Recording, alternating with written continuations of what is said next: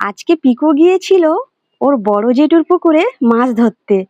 কি কি মাছ ধরে এনেছে পিকু সেটাই তোমাদেরকে দেখাবো। সেই 3:30-র সময় অ্যালার্ম দিয়েছিল ও পুকুরে মাছ ধরতে যাবে বলে।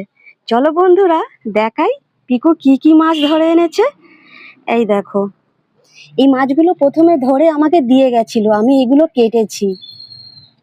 এই দেখো, এই মাছগুলো আমি এক্ষুনি বসে বসে কাটলাম।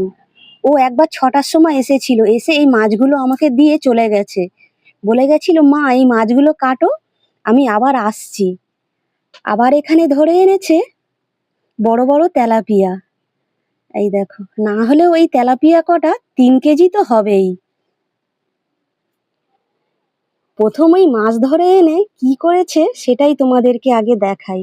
এই দেখো, ওর যে মাছগুলো লাগবে ছোট ছোট মাছগুলো ও আগে জলে জাগিয়ে দিয়েছে। ও না এরকম ছোট ছোট মাছ পুষতে খুব ভালোবাসে। আর ফের এক্ষুনি কি মাছ ধরে এনেছে সেটাই তোমাদেরকে দেখাবো। নে পিকু ঢাল, কি মাছ ধরে এনেছিস দেখা বন্ধুদের। এই দেখো, এই মাছগুলো ফের এক্ষুনি গিয়ে ধরে এনেছে। শিং মাছটা দেখো কি বড়। শিং মাছটা দেখা বাবু, ওইতে তোল, ওইতে। এই দেখো বন্ধুরা কি বড় শিং মাছ ধরে এনেছে। আমরা না ওকে অনেকবার বারণ করেছিলাম, পিকু তুই যাস না, ও আমাদের কোনো কথা শোনেনি। ও না এরকম মাছ ধরতে খুব পছন্দ করে। এই দেখো, ওই মাছ না বাবু ওটা।